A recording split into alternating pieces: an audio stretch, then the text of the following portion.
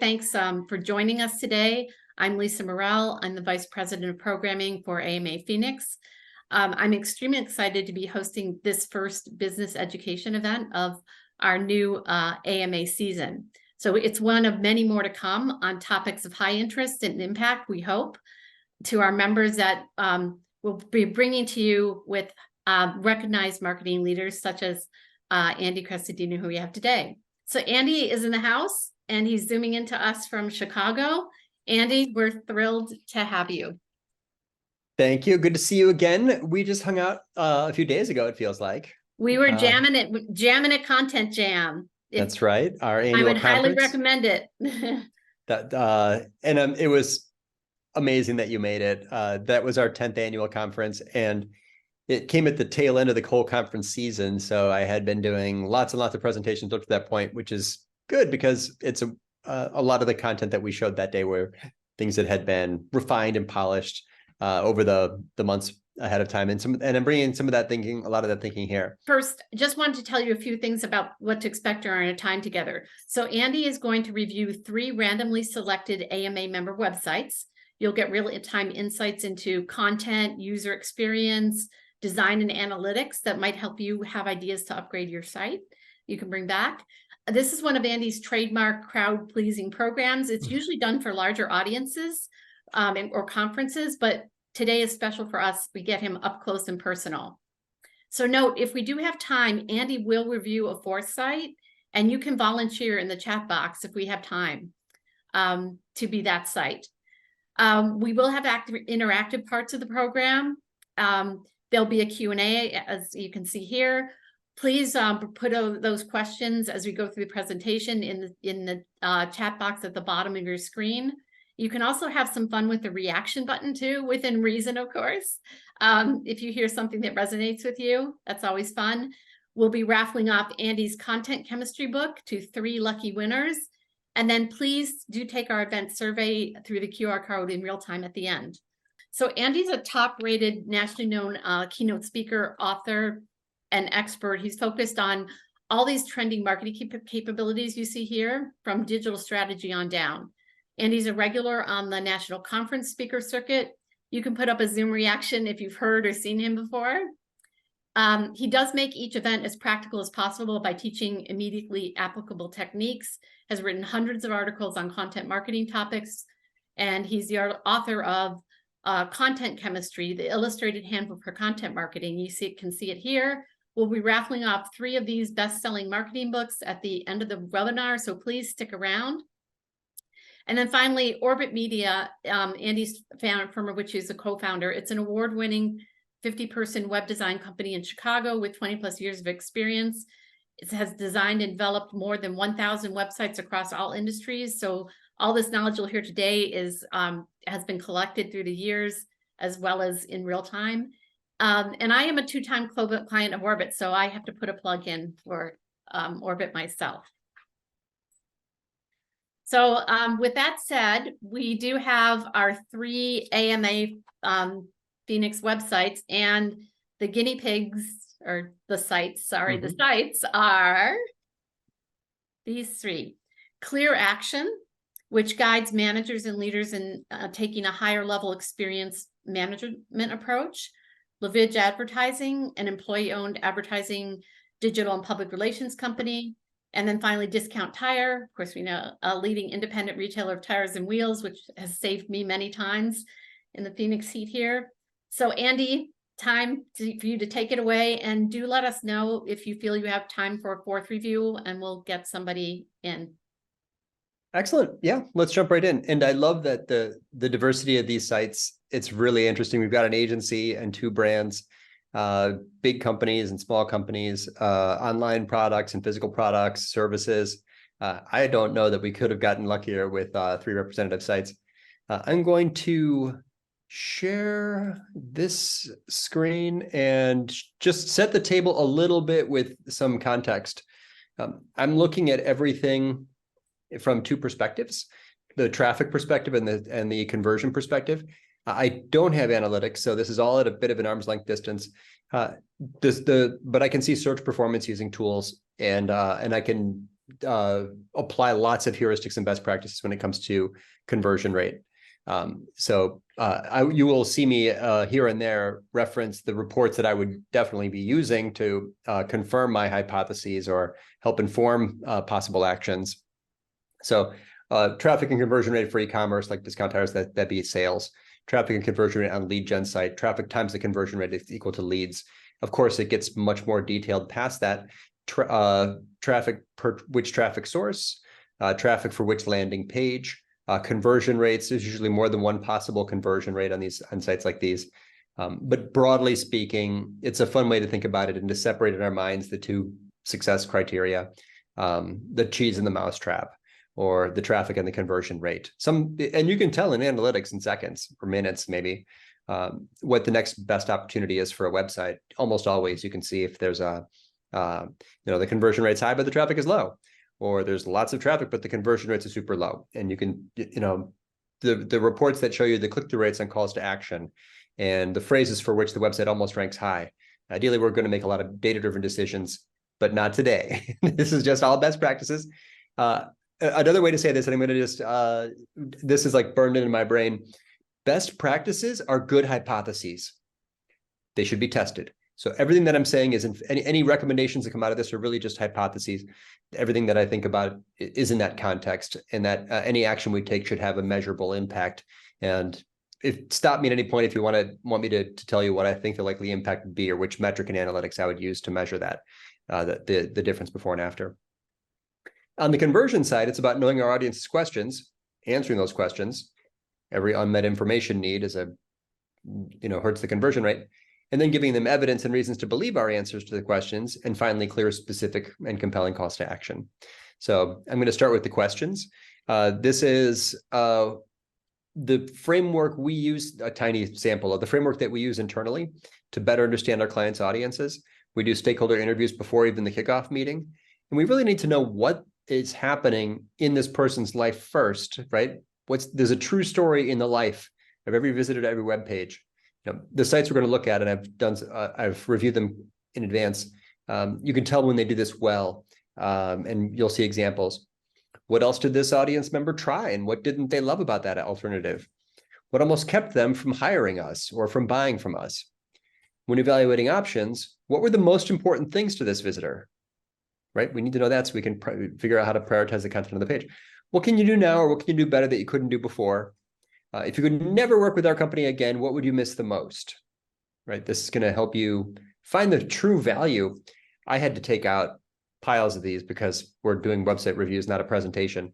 But then very briefly, the next step is to answer those questions. And it's literally using their words, voice of customer when possible, or their answers to help structure this page. I would argue that you really don't know how to make a web page until you know these answers. Otherwise, you're just saying what you think you like to say, or the site comes out with like, "We love us," which isn't very compelling. But this thinking will help us make a better web page, because the job is empathy. They didn't come to it.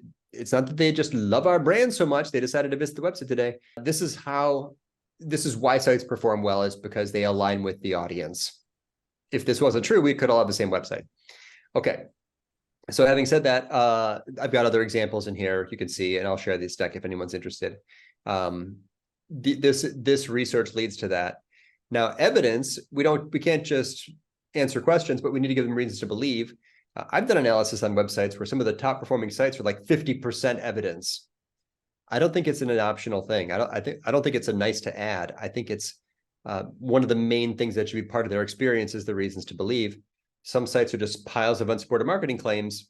Other sites are filled with evidence and reasons to believe. Testimonials, case studies, reviews, awards, partnerships, certifications, years in business, the size, happy customers, bestseller. It's a fun time to do this because of ChatGPT. You can just take a screenshot of a web page and then upload it and ask it, if the page makes any unsupported marketing claims. I did this 20 minutes ago with someone on the phone. I did this last week at Content Jam, and I used this company as an example. Some like Spaceport. It's like a spaceship launch company. And I upload the image, and then I give it this prompt, and it basically says, "You're a conversion expert. You're a pro at using evidence. The following are types of evidence, basically that list I just gave you. Rate the uploaded web page and its use of supportive evidence and show your thinking. And it does a pretty good job. In this page, it gave it a 31%. ChatGPT, it's fun. You can ask it to devise its own metrics and measurement frameworks, and it does in split second, just gives you a score. You could also ask it to give you the details of the score. But if you read this down here, I'd really have trouble improving on this. And I've done 23 years of website planning and website visitor psychology. For the persona of the commercial satellite operator in a large telecom company, trust is paramount. To build trust, the web page could benefit from more specific testimonials, success stories, statistics, accomplishments, and showing awards or partnerships for long-term experience. That's the idea.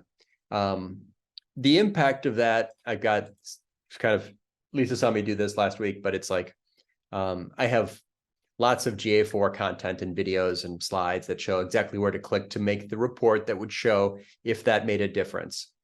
This is me building a path exploration, which is how to show the click-through rates on calls to action in analytics. I think we should all know the click-through rates on our calls to action.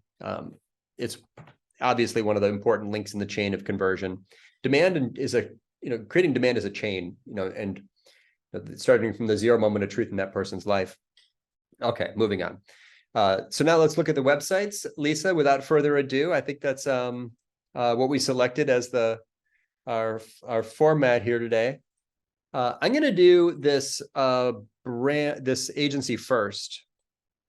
It's doing so many things well, and it's also an extreme example of certain design decisions. This is Lavage or Lavage.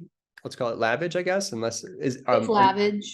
This is an extreme example of a minimalist design ethic. There's really, we can be very certain that the text on the middle of this page will get 100% visibility.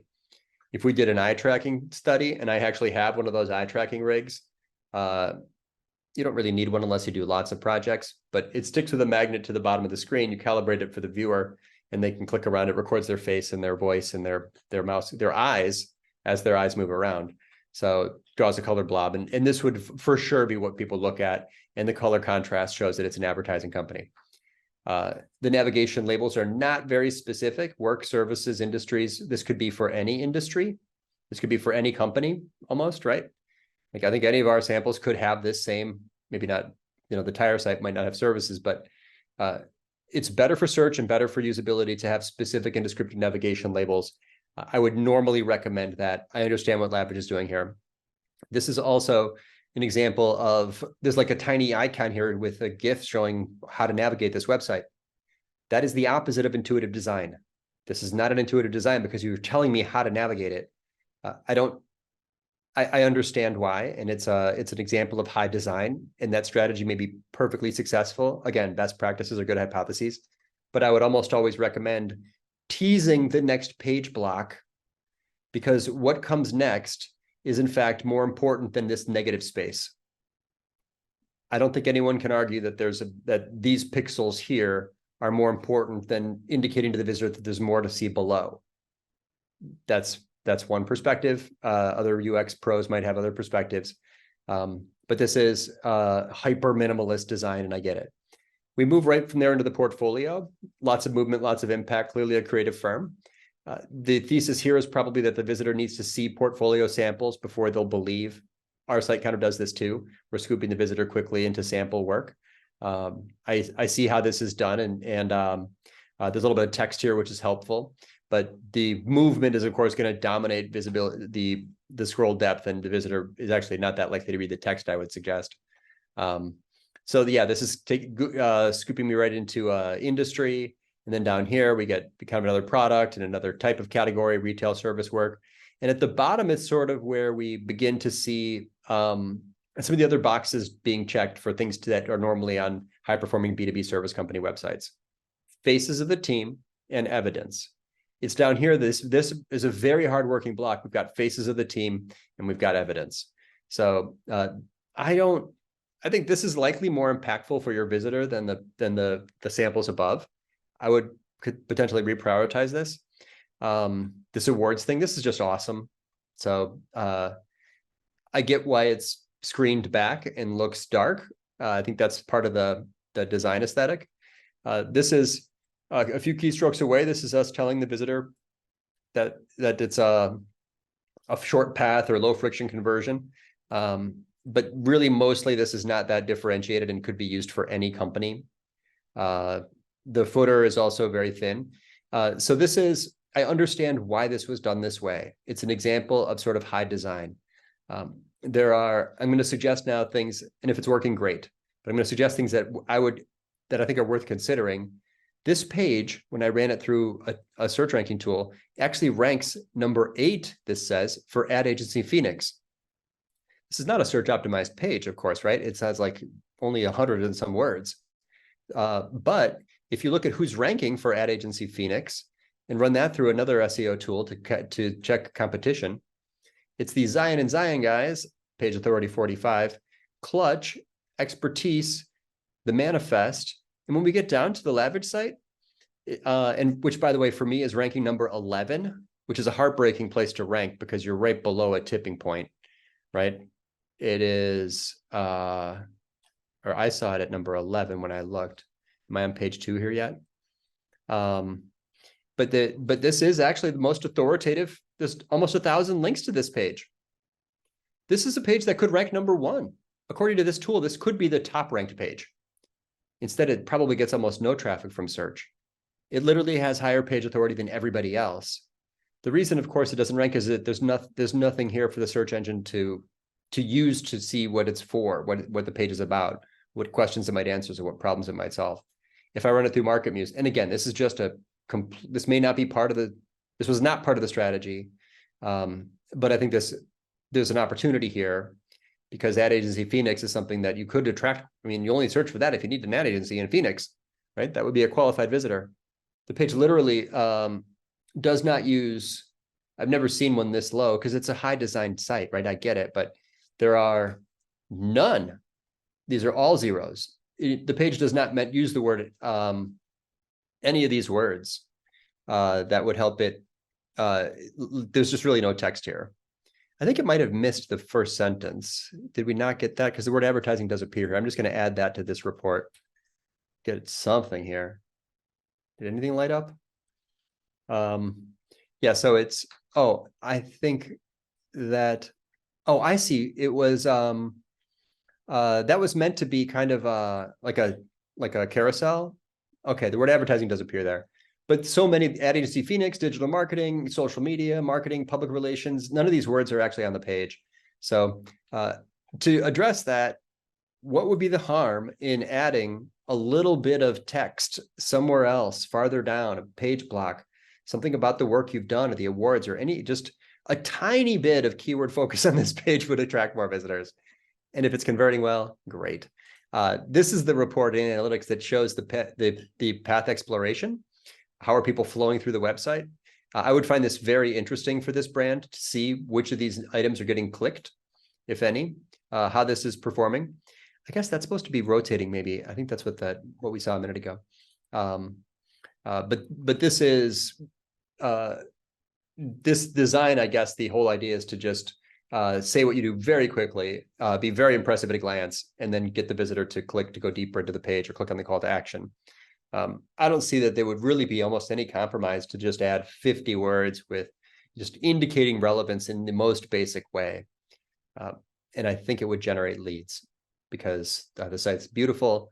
I just think that it's missed a great mousetrap, but without really any cheese. Not a surprise. It's an advertising company. No, not surprising at all. There's not like an organic strategy here. But that's almost the only thing that I think of when I look at a page like this. Understand the strategy perfectly. Just a few thoughts about visual prominence, padding, and key phrase focused text. It's beautiful though, right? You gotta say, like, that's I love beauty as much as anyone else, and I didn't mean to say anything bad about the design at all. Okay, I gotta put that one away. We're gonna move on to the big brand. Our big brand here is Discount Tire. Completely different. It's so fun, Lisa. Thank you for this invitation. So interesting, just the diversity here. So we have to take a very different perspective when it comes to this page. So this is a transaction. The goal in this page is an on-site conversion. We're trying to help the options are vast. Last site is really one option, right? Call them. This site, there are lots of products here, right? If I put, here's a way to measure the size of a website, site:/webaddress.com. Even the store section, there's 3,000 pages. And the overall domain, 311,000 pages. So what this means is that there's going to be different opportunities here, different challenges. We're going to find like technical SEO considerations. But at a glance, the visual hierarchy, every web page is a visual hierarchy. There's something that's the most prominent thing, and then everything else below that. The visual hierarchy here is going to be on the product, the image, this banner at the top. This banner is dominant because it's using a color that makes it much stronger than the actual conversion down below. It's also got 15 different types of text treatment. I would probably simplify this. Even if you want to maximize clicks on that, I would simplify it. There's just a little bit too much going on here. You have to kind of make decisions. You know, is this image that helpful? If anything you take away from this would make everything that's left easier to find. This, see offers, could you put some of this maybe into the button or something else? But it's so powerful because it's colored that I worry a little bit about this down here working as hard as it needs to work. So setting that aside, this looks to me to be very, very good. You get these are audience focused decision criteria: vehicle type, tire size, and brand. It's prioritizing the type of vehicle. It's asking a very simple question up front. It's indicating the number of steps. So it's really hard for me to give much input here, except to say that this needs to be a data-driven process for making that decision. I have, where did I put it? Here is an example of a GA4. I took a screenshot and fuzzed out the client's name. This is a GA4 funnel exploration that shows the step drop of every step in a multi-step process. This is exactly what this site, the analysis that any of us would do for this site. The problem here is that if I put in my car, which is a 2013 Audi A4, I just clicked 6 times making 3 choices and nothing happened in the URL. So you need to do fancy event tracking. If you haven't done it yet, probably you've done, to track the step drop report for that. So are people making it through? Where's the biggest point of friction? What percent drop off is there at any step? And then go form all your hypotheses based on that. The suggestion here is that this is going to improve the conversion from here, right? But is this, how effective is that? What percentage of people bail out here and so on? You get the idea. We've done this for other sites. This is US Upfitters, a company called InLad, and it's basically the same thing. You let the person make all the decisions based on their own criteria, and then show all the filtered products based on that. So the fact that this is on the homepage, awesome. It's indicating the process, awesome. Clearly shows where I am. Tells me what the choices I've made. There's a lot of this that seems to be very well optimized. Like someone worked very hard on this already. But again, I'm telling you, I've already told you a lot. You want me to stay focused on this. Why are you still showing me this? I can actually, I've accidentally clicked on this several times today. If I click down here, trying to unselect this box, perhaps, it takes me out of the funnel. If I hit the back button, I'm back at square one. So if anything, one way to reduce the step drop at any step might be to just, after the very first step, tighten this up, remove the promotion. Every click on every website tells us more about who we're talking to. One thing you know about me is the car I've got. Why are you still showing me this? Right? I would start to, after the person begins to engage, like on super well optimized, like car quote, insurance quote websites, you just start to take everything else away. You could even consider removing all the main navigation once the person begins interacting in here, because you don't want anything else in their field of vision except for them to continue through this process to get to the end where you can see the product. Analytics would show us the performance of these down here. I assume this is important place for you to do merchandising. I'd be fascinated to see the click-through rates in the later slides in the carousel. If they're very low, but these are important clicks, you could consider stacking this a little bit. And then also, if this is a primary way for people to interact and aligns well with the needs of the audience, This might be more interesting kind of up here to just quickly get them in, sort of like we've done on these other websites where you have a visual way to see what the options are higher up. This requires very little thinking in their mind, right? Because it's like it's their buttons. This actually here, vehicle size type, I have to read my prefrontal cortex has to work a tiny bit harder. This site is a technical SEO job. There are hundreds of thousands of pages. I'm looking at Ahrefs to see all your current rankings, and you can tell like the brand having the brand be a keyword is very beneficial to you. I went down and looked at a lot of rankings and found some things that looked pretty interesting to me, such as the phrases like cheap tires or used tires. The used tire thing's an interesting one. They land on a blog post, but it does have conversion opportunities. I'd be really interested to also measure the performance of this and just see, if there's what the click-through rates is on these, potentially adjusting the page, video, or moving the prominence up or down of these desired actions. Probably the strongest intent is the person who's trying to find a tire store close to them. Why would you do that unless you really knew you needed tires? So I did another search in here to find phrases, try to take out the brand, try to take out near me, because you can't really optimize for near me, or you don't need to optimize for near me, and focusing totally on the store related directory, discount tire /store. So there's still 97,000 keywords and, tens of thousands of URLs. You got a URL for every location. When I look at these, for sure, I want to make sure I'm looking at the right website. So this is a different report in analytics where it's the user attributes. Look at the tech. What is it called? This report down here. Oh, here it is. Use tech details device category. So device category by landing page, device category by traffic source. And I'd bet a beer that like this is the experience of these people looking for a local store, probably for lots of them. The other site, Lavage, probably 90% desktop. This site might be 30% desktop, something like that. I might even be way out. Those are conservative guesses. This is a very useful page. Someone worked really hard on this. I get it. There's lots of, it'd be hard to say like what key information is missing from this. There was a decision made to put a lot of details, but to collapse it, which makes sense. This is the reason why it ranks, is all this stuff. So part of this ends up when you have this volume of pages, you're doing actually like technical SEO. Technical SEO is the process through which you make changes to an entire directory or an entire template, or wholesale just replace all meta descriptions across an entire website. You don't really optimize sites like this one URL at a time, unless you're trying to create a repeatable framework that you can propagate out to all the other URLs. It looks to be pretty well optimized from the few quick technical SEO things that I checked. A page like that, you wouldn't expect it to be much higher than this, a B. There's lots of assets on that page. That's not too bad. But still, this is a job that you have to always keep working on and keep running audits.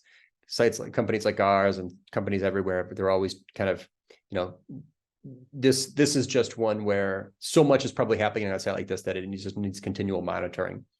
But overall, yeah, I think this one, really hard to say much about it from the heuristic backseat, car metaphor, backseat driver, but the analytics on it would drive most of the decisions. Technical SEO is your cheese, your best cheese opportunity.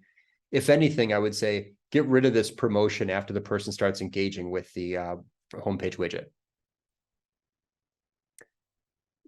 This one, it's a fun one, Lisa, because it shows the thinking, but it's one where to be a responsible digital strategist, I really should not say much about a site at this scale without data. I don't know if that's unsatisfying, but this last one is a site called Clear Action Continuum. I understand it to be a platform for online education for customer experience leaders, something like this. I might be looking at kind of a smaller part of it, but that's what I got from this looking through. And I'll just evaluate it from that perspective.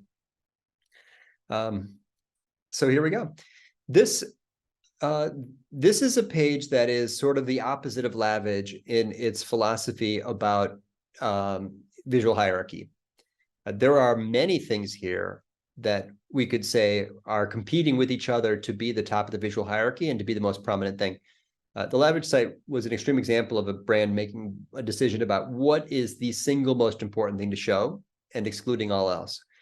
This is a page that is sort of probably has changed a lot over time as maybe the brand decided like, well, we also want to say this, or let's make sure to cover off on that too. Including things like here, just to the top left, I don't think I'd recommend linking from here to these social media networks, because a click to here is going to take them to a place where there's notifications and birthdays and, shoes and a million other things that I might want to do. I really would not recommend linking off to a social media network unless you had extreme confidence that this network is in fact like a better place for the webs for your visitor. I'm very tempted to click on these other things that are happening for me on LinkedIn. If I click on that, I'm very unlikely. I'm sort of distracted by that. The goal of the homepage is to get the visitor into a deeper interior page. That's the goals of all of our homepages for the most part. And every click is segmentation, tells us more about who we're talking to, and then we can make the next page in their experience more specific for them. This is also a site with a large amount of navigation. So here again, we'd want to use that path exploration report to see where people are flowing around and what the click-through rates are on the most desired actions. You could say it this way: if your website were a city, there'd be a highway flowing through it. The path exploration in GA4 shows you where that highway is. Now you know where to put your billboards, where to put your strongest evidence, your best videos, your top actions, and you can see sort of how well the site is guiding people where they're going, how much people are using the back button. This type of audience-based navigation is not usually the first choice. This is a study by the NN Group that suggests that it's kind of the navigation label of last resort. The visitor does not come to a website to tell you why they are, who they are. They come to, they're hoping the navigation will align with their information needs. So telling you that I'm an executive or I'm a manager. Then again, I've clicked through here and I understand why this is done that way. And it could very well be the most, the most successful way to do it. But I would absolutely consider testing, courses or videos or something else, some other way to help them find what they're looking for. This is, and also we have a lot of different icons here. The trend in digital is a bit more, I'll show you an example. This is a company that does sales enablement. These are the types of mega menus that are performing the best these days. There's lots of research for this. So the mega menu gives them a lot of information, but it really helps them understand what they get if they click, right? That's the goal of navigation labels, help them know what they get if they click. It's not using icons. The icons might be helpful, but it does have its own visual hierarchy, right? These are things that you could explore, but this is most likely what you need. These are the two main categories. We've got a little bit of text under each. This is the main thing we want you to do, is to go to the platform overview. So you can see how, this is an attempt to successfully segment the visitor onto more specific pages. This one here, there's sort of less information and a little more visual noise. I didn't take the time to read all this. I think it'd be hard almost to consume all the information here. There is more, mostly here, we have more than one thing at any given scroll depth. Like, look, this is a 1-column layout, a 3-column layout, back to a 1-column layout, to a 4-column layout, to a 3-column carousel, under which there's a 50-50 2-column layout. It's not, I think, the next version of this site will likely, whoever designs it next would create a more streamlined flow where there's maybe not Lavage to the extent that Lavage does, but where there's sort of one thing that you want the visitor to focus on at any given scroll depth. If I asked, like, what is the one thing you really want me to do right here, or just see, or what's your desired action for me? It'd be hard to say that the site is very focused on that. But once you do click down, let's assume that the visitor interacts, and very likely they're just right away going to one of the main navigation. Super common for visitors on homepages to not scroll at all. So that's why it gets important to make that tough choice about what to show up front. This header probably could be more specific. Experience, leadership, mastery. Is that leadership for anything? If I talk to 100 members of your audience, is this how they would describe it? What does Clear Action Continuum do? Well, they do leadership mastery, and I was able to experience it through their programs. The headers are really hard to write, homepage headers especially. Homepages are just the hardest page to do, and I'm sorry I'm so focused on them here, but homepage is the page for which you know the least about your visitor. Homepage is the page for which you have the most diverse traffic sources. It's very hard to make these decisions on the homepage. I sort of feel like homepages should be designed last. We're going to move on from the homepage. I'm on a program page. Moving on. I'm on a program page. So experts, CX, EX, PX, wisdom. Do 100% of our visitors know what that means? Joe Weeb at Content Jam called these dog whistle terms. You can use jargon to indicate that you're in the know or that you're part of the tribe. But also the risk is that the visitor doesn't know that they're in the right place. Every visitor needs to know that the first question, am I in the right place?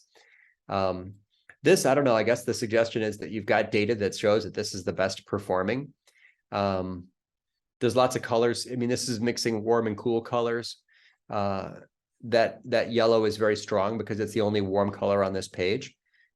Red, orange, and yellow are warm, and green, purple, and blue are cool. So color temperature is a way to guide the eye. And then as we go down here, it's kind of like, I'm not sure if this is the right layout. I don't know the audience very well, but there's a lot happening at every different scroll depth. Some of this is strong evidence, but it's just very low down the page.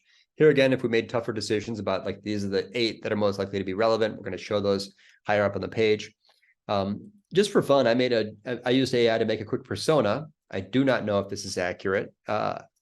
Build me a persona of a customer experience manager of a 50 million information technology company in North America. List their roles, goals, pain points, and it makes one for me. Oh, Emily or Alex? It's always Emily or Alex. So it put that together for me. And then I copied and pasted, I'm assuming this is correct, the decision criteria for selecting video-based CX course. This persona idea is, I think, the main way to use AI. If you can train it to be like your audience, maybe you've got an ICP or a persona or a PDF that describes them all. I'm in advanced data analysis mode, which if you pay for it, ChatGPT, you can just turn that on. Gives you this little plus. You can upload the PDF of your personas if you're doing audience intelligence or web page planning, or of your brand standards if you're using AI to develop content for you or write anything. Those are kind of I think there's 3 marketing use cases for AI mostly. One is to train it to be like the audience and build higher performing pages or better experiences. The other is to train it to be like you and train it to write in your brand voice and make everything aligned with voice and tone and style. The third is to analyze data. So all those reports I was looking at analytics, I could just click the export button at the top and upload that to AI and have AI help me find insights from my data. So I have videos about these topics and articles and webinars I've done that go deeper into these things. Well, Andy, anyway, that if you're at a good point to take some questions, I think we had a question along those lines. Great. So we notice Andy is a wizard at jumping between tools, and those tools give us great insights. Sometimes my head gets dizzy watching you, Andy. It's impressive. But so what are the tools that you are using to diagnose the sites, and what are you using? How could we utilize them on the website? Sure. So measuring the current performance of anything, click-through rates, engagement rates, traffic, like I was doing here, just GA4, the usual. Looking at the effectiveness of the site's cheese or ability to attract visitors from search. I'm using, in this case, I was using Ahrefs. SEMrush is more popular, but Ahrefs has a little bit better filtering. So I could make multiple rules, and have it apply to some or any. It's a little bit more of a power tool, but it's doing the same thing. It basically shows me what phrases something ranks for, the change in that rank over time, the page that ranks. It also shows me some other data, like what is the cost per click for that. Some of these you can see people are paying a lot of money for that click. It shows you kind of the benefit of organic traffic. This is not a tool I use every day, but the technical SEO thing came up. So I was using gtmetrics.com to check page speed. It shows you if you upload, putting lab vision here would be interesting because there's some very heavy assets. There's very few of them, but they're very deep. They're big. And you could see if that's a page speed issue or if it's buffering correctly. I also used for SEO, if I thought that if I was looking for an opportunity, I used Market Muse. Market Muse is my favorite tool for on-page SEO recommendations. So it will tell you if, oh, here I am on Clear Action. So this page, so here's the process. It's actually pretty simple. I put in that website. I scroll down. It's not ranking for almost anything. Okay, why not? I look for maybe a more relevant phrase, a valuable phrase like marketing operations course. Oops, it's not, it's ranking 16. That's the page. That's a good phrase. There might be tons of those. How could it rank higher for marketing operations course? I take that phrase and that page and put it into Market Muse. Market Muse evaluates that URL, which it's scraped and put right here, against its relevance for that phrase compared to the top 20 other websites that rank. Here they are. So this page, the top 20 pages that rank for this phrase mention marketing ops between 3 and 10 times. We didn't mention marketing ops. The top 20 pages that rank for that phrase mentioned analytics between 3 and 10 times. We used it maybe once or twice. But look at all the missed keyword opportunities. So this page ranks today, according to this, number 16. This page could absolutely, I have 100% certainty. You know, this is like one of those hold my beer moments. For sure, this page would perform better in search if it better indicated its relevance for the closely related phrases. What are the closely related phrases? You can do that by hand. I could show you how, but it's if you got the $100 a month or $120 a month, this tool will do that for you. Maybe the page should mention communication tools or marketing operations or business administrations or, digital marketing. And now, Andy, some of the conferences we've been at, they've talked about it's important to use a tool, whether it's SEMrush or Moz, pick a tool. But certain things are necessary today. Marketing has become so much more analytical that having just the ability to get insights from a SEMrush or a Moz, getting these key phrases or related phrases in place is important. Yeah. I mean, there's no way, I could look at this page for a month and not know its strengths or weaknesses at search and conversion. Very hard to know. With tools, I can use, I can see the gaps in SEO, and I can see the gaps in conversion. That is, I think, a lot about, if you're looking for patterns or frameworks or philosophies here, part of the idea, yes, we need to make a clean experience and, low friction experience, all of those, good design things we can all see at a glance. But in the end, this page ranks or doesn't based on how well it indicated relevance in search. And this page converts or doesn't based on how well it met information needs and addressed objections and supplied evidence. So what's missing? That's what we're doing. We're using tools partly just for gap analysis. When you're done, a longer format, we could do it together. But if I took these key phrases out of here and put them into AI and said, suggest 10 copy edits to this page that will both meet unmet information needs and will indicate relevance by using terms that were not on the page, we could improve the cheese and mousetrap. It's just never been more fun to do this. You could actually make the page. It's very unlikely that wouldn't work because those are the reasons why URLs perform or don't. Nobody goes to a page and just says, oh, this is, I wonder how beautiful the page is. We all convert or we don't because we believe, we have confidence that offer will solve our problems, right? Or like the discount tire site, like you can tell, like, how soon will I get it? Is it the right one? Am I missing an offer? No, I can see, like, it's just, those pages are very detailed in their ability to answer all the questions. Now that's a more transactional site, so it's easier to know what the questions are. But here, oh, go ahead. Oh, sure, Andy. So Andy, you've talked a lot about the different elements that you need to optimize on the website, whether it's creative, the UX, the content, analytics. It can be overwhelming if you say you just have a feeling, right? My website's outdated. I need it's not as performing as well as it could be. Where do you start? What's the most efficient way to start?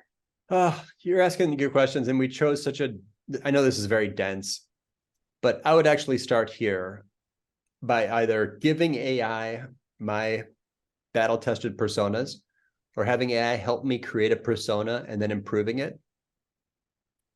And then improving the page for conversions first.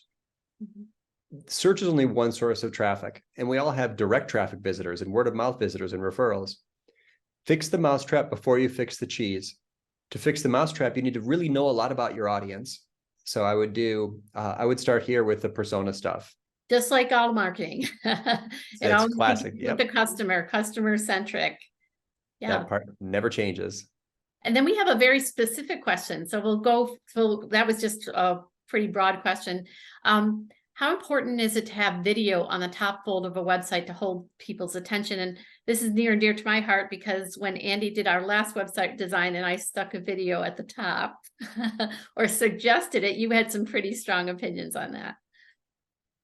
Well, video is a format, and our audiences have format preferences. But more important than that is our audience has information needs. I've been calling them information needs.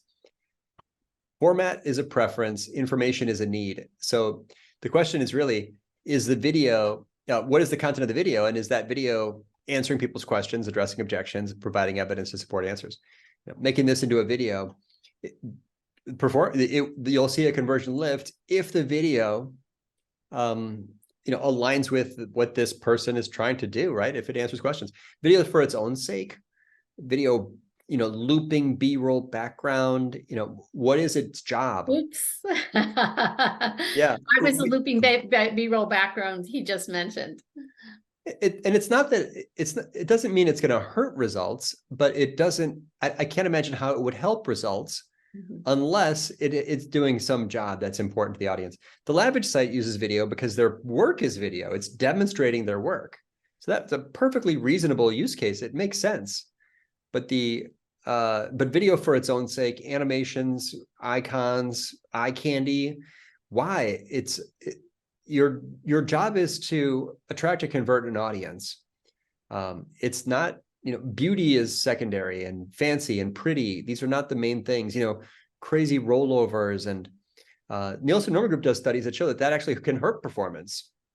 So if it worked, you'd see an improvement in engagement rate, a reduction in bounce rate, you'd see a higher click-through rate or conversion rate.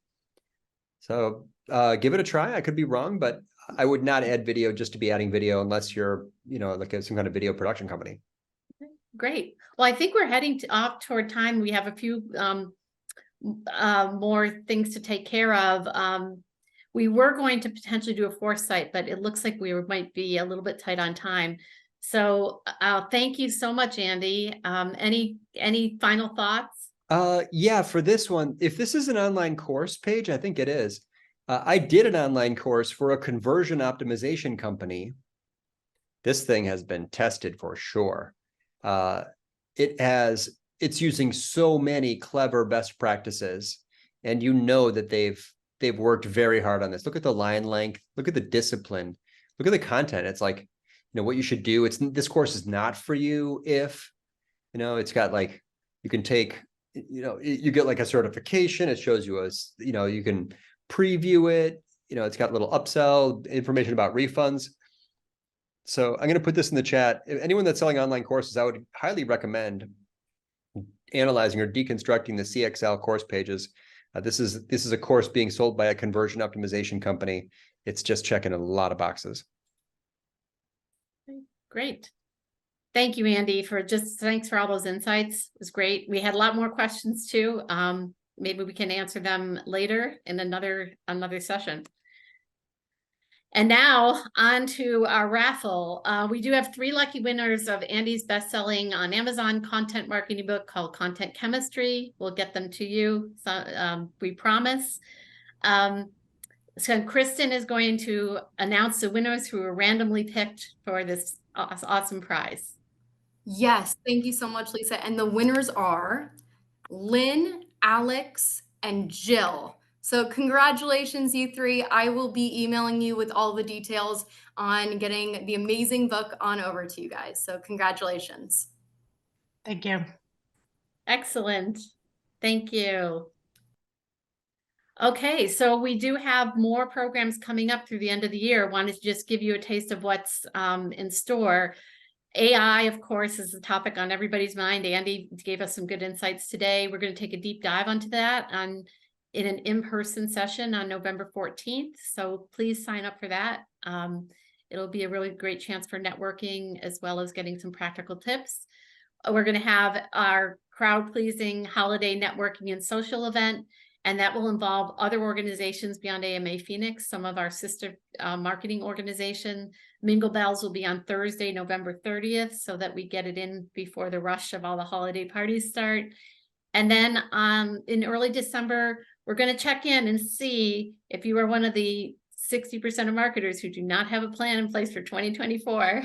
We'll have an expert who will have some frameworks and maybe even a working session on getting a solid plan. What are the components and how to best execute against a plan and why it's so important. So coming up. And finally, we would greatly appreciate it if you could take the post-event survey, if you can snap this QR code if you have your camera out. Otherwise, we'll be sending you a link to the survey in the materials that we'll send after this webinar, which will include the recording. So you'll have this to refer back to. I know we went through a lot of stuff in a lot of time, as Andy is known for, giving a lot of insights packed into a short amount of time. So thanks. And that's it. And thanks for your time today. Big thank you to coming to our esteemed speaker, our team who produced this, and look for the webinar materials in an email soon. Have a great day, everybody.